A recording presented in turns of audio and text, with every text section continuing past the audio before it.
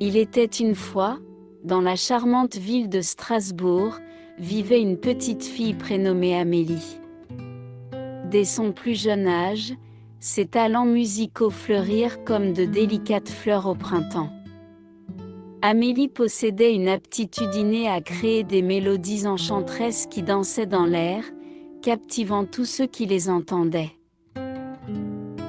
Ses journées étaient consacrées à l'univers de la musique, ses doigts agiles tirant sans effort des notes harmonieuses du piano. Chaque touche des touches transportait une partie de son âme, résonnant avec une passion qui dépassait de loin son jeune âge.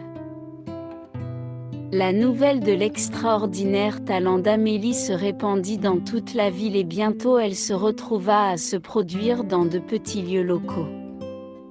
Le son doux de sa voix combiné aux mélodies délicates qu'elle jouait devenait un baume apaisant pour le cœur de tous ceux qui écoutaient.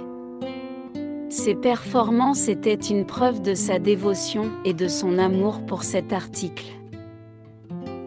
Alors qu'Amélie grandissait, son talent continuait de s'épanouir. Des personnes de tous les coins du pays venaient l'écouter, attirées par la beauté éthérée qui émanait de sa musique. Elle devint un symbole d'inspiration pour les musiciens aspirants, son histoire rappelant que les rêves se réalisent avec persévérance et une détermination inébranlable. La musique d'Amélie commença à évoluer, prenant un sens plus profond. Ses compositions capturaient les émotions brutes de ses expériences, reflétant les joies et les peines qu'elle avait rencontrées tout au long de son parcours. Chaque morceau était une fenêtre ouverte sur son âme, invitant le public à embarquer dans un voyage sincère à ses côtés. Sa renommée dépassa les frontières de son pays et les invitations à se produire dans des lieux prestigieux du monde entier affluèrent. Son éducation dans une petite ville l'avait bien préparé aux défis qui l'attendaient, la maintenant humble même au milieu de la grandeur. Mais la célébrité avait un prix. À mesure que son emploi du temps devenait de plus en plus chargé, Amélie aspirait à la simplicité de son enfance, aux heures paisibles passées perdues dans les mélodies qui jaillissaient sans effort de son cœur. Les exigences de l'industrie commençaient à peser lourdement sur elle, menaçant d'étouffer l'essence même de son article. Au milieu du chaos, Amélie fit un choix. Elle se retira dans une chaumière isolée nichée au cœur de la campagne, en quête de réconfort et d'inspiration. Entourée de la symphonie de la nature, elle renoua avec la pureté de ses premières années, trouvant refuge dans la simplicité de sa musique. C'est là, dans l'étreinte de la solitude, qu'Amélie trouva sa véritable voix. Ses compositions dépassèrent les frontières, parlant aux profondeurs de l'âme humaine.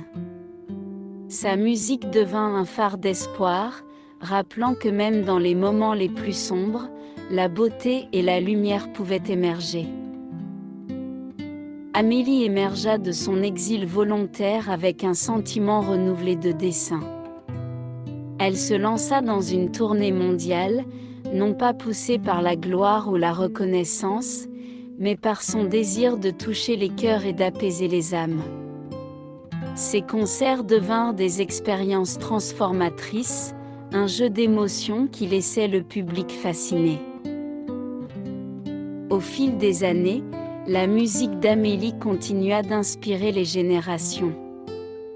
Son héritage s'étendait bien au-delà de son existence mortelle, ses mélodies résonnant à travers le temps comme des murmures dans le vent.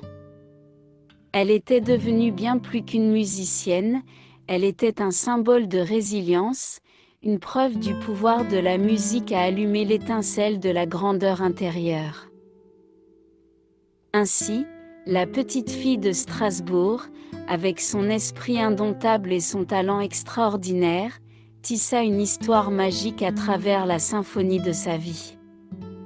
Sa musique transcenda les frontières, touchant les âmes à travers le monde, et elle sera à jamais connue comme la petite fille qui devint la musicienne la plus aimée que son pays ait jamais connue.